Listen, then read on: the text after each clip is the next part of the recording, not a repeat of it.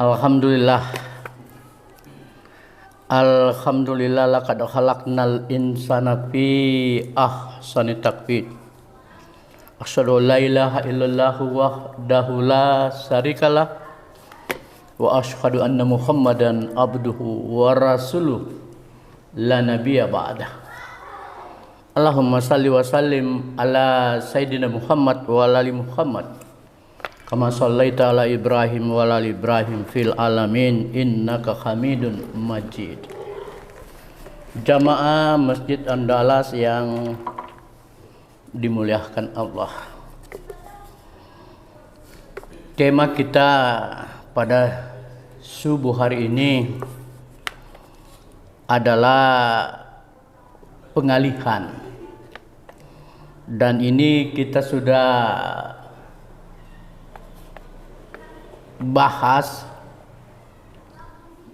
sebanyak 3 pertemuan, sekalipun tidak rutin 1 pekan, tetapi sudah 3 kali materi ini bersambung. Istilahnya pada hari ini part 3 ya. Yang pertama itu kita bicara mengenai pengalihan dengan shifting the burden, pengalihan beban. Lalu kita bicara mengenai pengalihan dalam perspektif otomotif dan bioetik.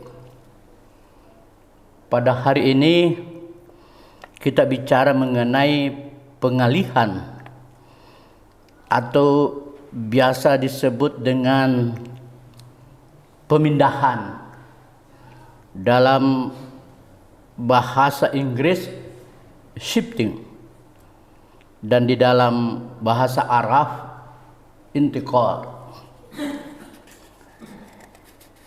Ini perlu, yang ketiga ini ialah karena ingin memperlihatkan bahwa dasar kita bicara pengalihan adalah jangan berlangsung pengalihan yang dilakukan secara batil, yaitu karena di dalam pengalihan itu ada 2 pihak.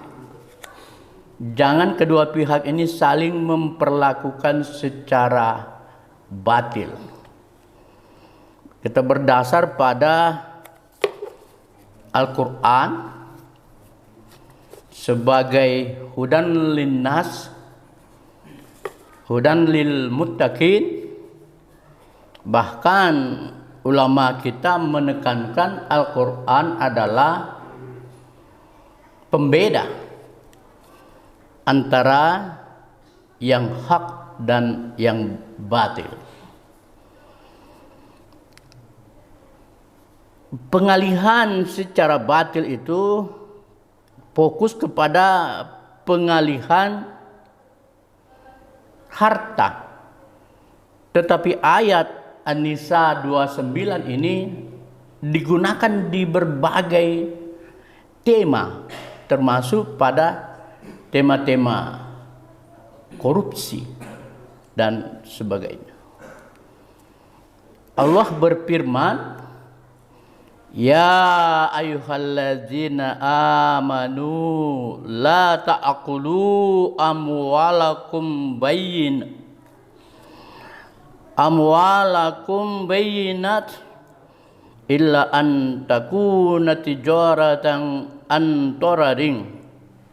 antarading minkum.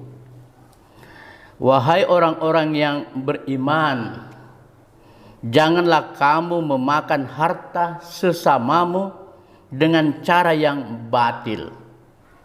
Di sini kaum mufassirin, cara yang batil itu cara tidak benar, kecuali berupa perniagaan atas dasar suka sama suka di antara kamu. Sesungguhnya Allah Maha Penyayang, dan setiap apa yang kita lakukan diketahui dan dilihat oleh Allah Subhanahu wa taala. Al-Quran sebagai pembeda antara yang hak dan yang batil. Bahkan kemudian kita kembali diingatkan sebagai orang mukmin, orang Islam di Al-Baqarah 185. Wala talbisul haqq bil batil wa taktumul haqq wa antum ta'lamun. Janganlah kamu campur adukkan kebenaran dengan kebatilan, dan jangan pula kamu sembunyikan kebenaran sedang kamu mengetahuinya. Ayat ini juga sering digunakan untuk fisabilillah, menegakkan kebenaran, untuk orang tidak takut, untuk orang berjihad. Karena di dalam menegakkan kebenaran hanya satu kekuatan, bertahan sebagai defense, kesabaran jika menghadapi hal-hal yang krusial. Bapak Ibu jamaah subuh yang dimuliakan Allah, hal-hal krusial itu terjadi dalam pengalihan, terjadi dalam pemindahan. Pekan lalu kita sudah bicara, atau beberapa pekan yang lalu kita bicara, di dalam sholat itu ada takbiratul ihram ketika kita memulai sholat. Di setiap perpindahan gerakan ada takbir intikar. Intikar itu pengalihan, pemindahan gerakan. Betapa kita berhati-hati di dalam proses pengalihan dan pemindahan. Dan di akhir salat menurut ulama, kita mengucapkan salam, assalamualaikum, menoleh ke kanan dan ke kiri. Itu karena kita mengikhlaskan gerakan kita di luar salat, berserah diri kepada Allah dalam proses transendental terhadap semua gerakan kita di luar salat. Betapa pentingnya pengalihan itu. Terakhir, beberapa pekan, tepatnya pada hari Ahad, itu ada pernikahan. Pernikahan salah seorang jamaah di Masjid Raya Bukit Baruga. Itu menikah kedua kalinya. Karena istrinya meninggal. Teman jamaah ini menduda hampir 1 tahun. Lalu kemudian dia menikahi adik perempuan dari istrinya. Lalu kita rame-rame menyebutnya inilah pengalihan yang smart. Pengalihan yang manis. Tidak memberikan efek, resiko, dampak baik terhadap anak-anak, keturunan, harmoni dan lain sebagainya. Dan Islam membenarkan yang demikian. Ini bukan pengalihan yang batil, tetapi ada pengalihan yang keras. Di samping ada pengalihan yang bersifat evolusi, ada pengalihan yang bersifat revolusi. Itu pengalihan untuk mencegah, mengakhiri kebatilan. Nah, jadi ada 2 pengalihan. Ada pengalihan yang manis, smart, evolusi. Ada pengalihan yang bersifat revolusi dalam rangka mencegah kebatilan. Itu kebatilan menurut Syed Qutb dalam Fisilal Al-Quran sama dengan hak dan batil, atau biasa disebut dengan amal ma'ruf nahi mungkar. Ma'ruf adalah kebaikan, mengerjakan yang hak. Mungkar adalah kebatilan. mencegah perbuatan batil. Dengan demikian, hak dan batil adalah amal ma'ruf nahi mungkar. Mengerjakan yang hak dan menghindari kebatilan. Di semua gerakan peralihan itu terkontrol. Bahkan di dalam Ali Imran 110, khusus untuk umat Islam, orang yang beriman, dijanjikan Allah, kuntum khaira ummati ukhrijatil linnas ta'muruna bil ma'ruf wa tanhauna 'anil munkar wa tu'minuna billah. Kita mengerjakan yang hak, mencegah yang batil, dan semua perbuatan kita itu demi Allah. Kalau secara teori, perbuatan baik atau perbuatan adil dinikmati oleh objek kebaikan, objek keadilan. Tetapi dalam Islam, perbuatan adil dan perbuatan baik diserahkan kepada Allah. Karena dalam berbagai ayat, yang paling ekstrim adalah tidak ada balasan bagi kebaikan selain kebaikan. Dan Allah bersama-sama dengan orang baik di surganya Allah. Masya Allah.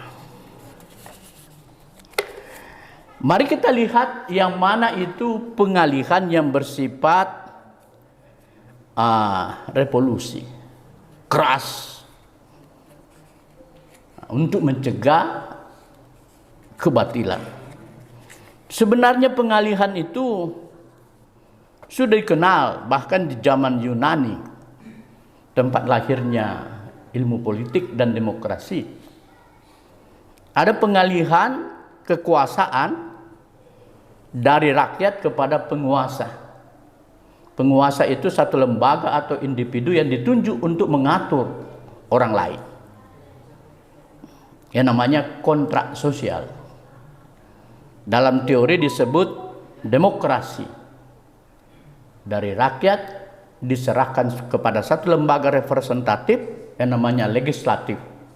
Ada Pak Ketua RT kita, calon legislatif. Amin.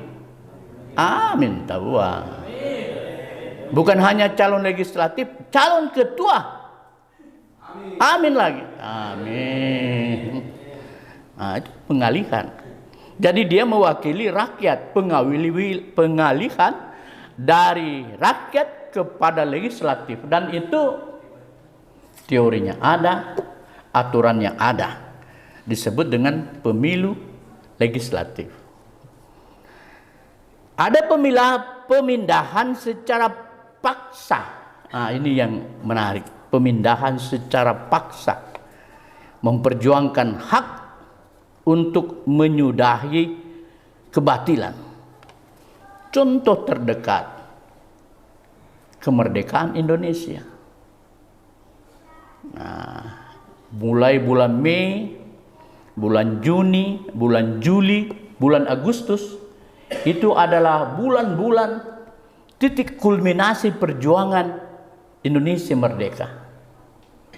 Tepat suasana pada hari ini, pada saat kita di sini berada pada titik kulminasi yang tinggi, itu kemerdekaan Indonesia. Kalau kita lihat kalimat-kalimat proklamasi dibacakan, ada pemindahan proklamasi. Kami rakyat Indonesia dengan ini menyatakan kemerdekaan Indonesia. Hal-hal mengenai pemindahan kekuasaan dan lain-lain diselenggarakan dengan cara saksama dan dalam tempo yang sesingkat-singkatnya. Ini kalimat proklamasi. Ada pemindahan, menyatakan merdeka. Pemindahan kekuasaan diatur secara seksama dalam tempo yang sesingkat-singkatnya. Apa dasar daripada kemerdekaan ini? Itu ada di dalam pembukaan Undang-Undang Dasar 45 dan ada di dalam Al-Quran. Banyak ayat-ayat mengenai kebebasan dan mencegah paksaan di dalam Al-Quran. Yang paling ekstrim adalah surah Yunus 99. Walau sya'a rabbuka la'amana man fil ard kulluhum jami'an afa anta tukrihun nas hatta yakunu mu'minin. Andaikan Tuhanmu menghendaki beriman seluruh manusia di bumi, apa susahnya Allah membuat orang beriman? Segala hal kejadian adalah atas ridha dan iradahnya.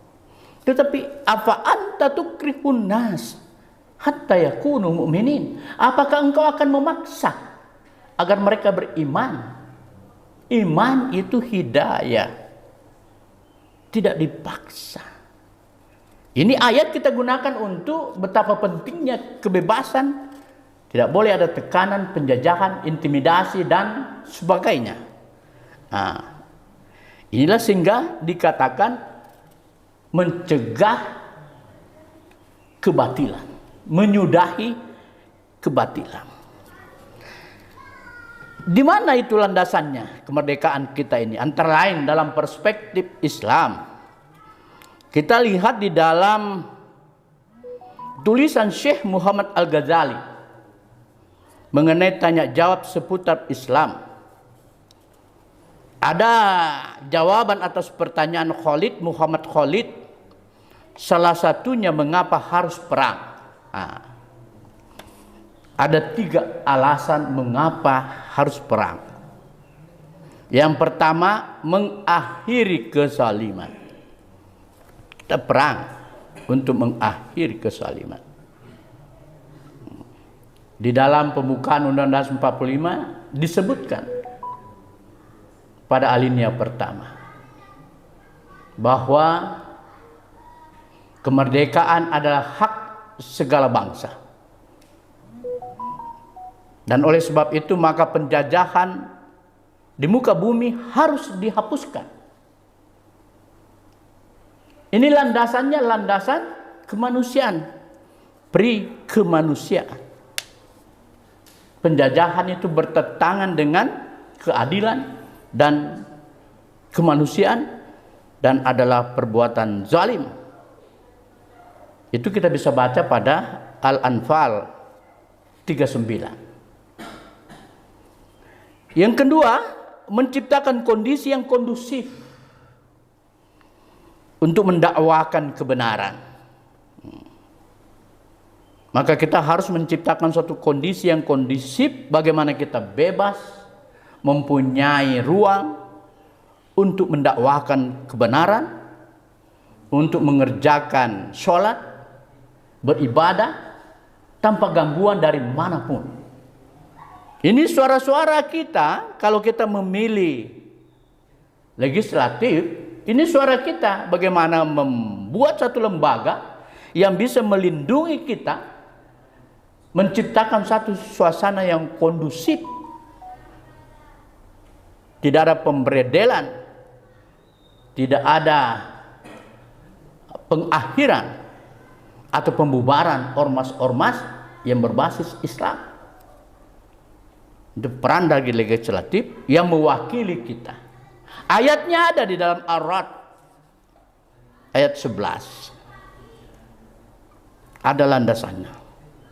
Dan yang ketiga mengapa kita harus perang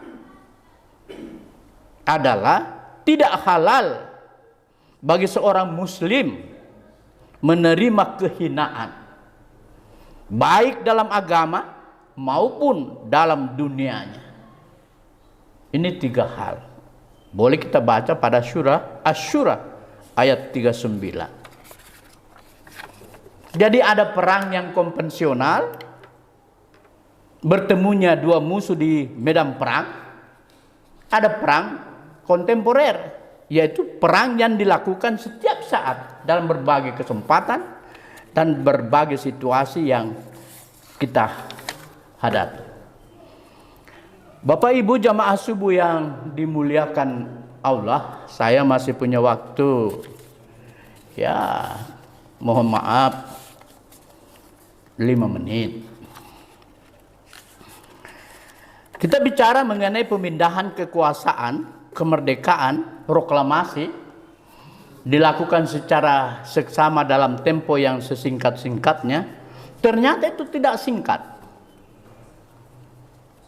Setelah proklamasi dikumandangkan, itu menimbulkan resiko terutama dari kalangan imperialis. Di Indonesia ada yang disebut dengan agresi militer. Jadi Belanda datang kembali bersama sekutunya, dikenal dengan Nika. Itu mendapatkan perlawanan. Kalau di Sulawesi Selatan itu ada Westerlin, mendapatkan perlawanan dan dikenal dengan peristiwa korban 40.000 jiwa. Di mana rakyat yang berjuang, memperjuangkan kemerdekaan, di bumi habuskan. Dia disuruh untuk gali kuburnya, lalu kemudian ditembak, jatuh ke dalam kuburnya sendiri. Itu banyak di kampungnya, di daerah-daerah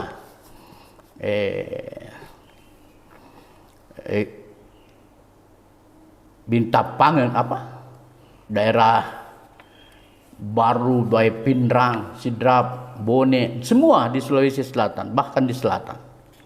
Kalau di Surabaya dikenal dengan Arek-Arek Surabaya. Yang paling monumental ialah 10 November. Dan itulah sebabnya 10 November itu dijadikan sebagai hari pahlawan. Jadi itu pemindahan kekuasaan melahirkan pahlawan. Melahirkan pejuang. Agresi militer 2 kali.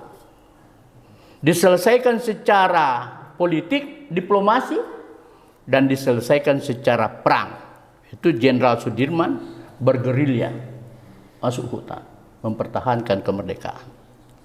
Nanti pengakuan kedaulatan Indonesia itu dalam hal pemindahan terjadi pada tahun 1949. Jadi 5 tahun setelah proklamasi baru ada pemindahan. Dalam satu konferensi yang disebut konferensi meja bundar. Kenapa disebut konferensi meja bundar? Karena tidak ada pimpinan, semua orang setara. Tidak ada imperialis, tidak ada islander. Ada wakil Indonesia, ada wakil dari Nederland. Ini konferensi meja bundar dilakukan di Den Haag 1949. Satu kesepakatan untuk mendapatkan pengakuan itu bahwa Indonesia berbentuk Republik Indonesia Serikat. Adalah RIS. Tapi itu adalah taktik Belanda untuk memecah belah. Karena beberapa negara-negara bagian telah dia kuasai siapa pimpinan presiden kepala negaranya. Tapi diplomasi Indonesia menerima itu. Nanti setelah RIS diubah menjadi negara kesatuan 1950. Sehingga dengan demikian pemindahan kekuasaan yang seksama dalam tempo yang sesingkat-singkatnya adalah mulai dari 1945 sampai 49. Persoalan kita sekarang, tantangan umat Islam, karena kita harus tahu, pastikan kemerdekaan ini dalam kalimat pemindahan Allahu Akbar. Tema-tema kemerdekaan adalah Allahu Akbar. Mengakhiri kebatilan, kezaliman, jihad umat Islam. Jangan percaya tanpa peran umat Islam kemerdekaan ini bisa dicapai. Ini harus diperjuangkan terus-menerus dan mencegah amandemen yang mengaburkan konstitusi, yang buatan pikiran-pikiran pendiri republik yang murni. Di dalam pembukaan ada kalimat-kalimat dengan rahmat Allah yang maha kuasa, itu tidak ada yang bisa ubah. Karena itu kalimat jihad, perjuangan, percaya kepada Allah. Ada kalimat-kalimat keinginan luhur. Keinginan luhur inilah yang harus kita cari, kembalikan. Sebab dengan keinginan luhur ini tidak akan ada korupsi. Tidak ada akan ingkar terhadap negara. Intinya dari ceramah saya ini, pemindahan itu, nikmat Islam harus kita wujudkan dalam kehidupan pribadi, dalam kehidupan bersama, dan kita masukkan dalam nikmat kemerdekaan. Jadi nikmat Islam masuk di dalam nikmat kemerdekaan secara bersenyawa. Siapa melakukan ini? Kita semua. Karena kesempatan ini selalu datang pada kita. Semoga Allah Subhanahu wa taala senantiasa merahmati kita semua dalam perjuangan dan menegakkan keimanan kita, tetap kita tawakal kepada Allah Subhanahu wa taala. Mohon maaf jika ada hal yang berlebih. Aku lukuli hasa wastaghfiru innahu wal ghafurur rahim. Assalamualaikum warahmatullahi wabarakatuh.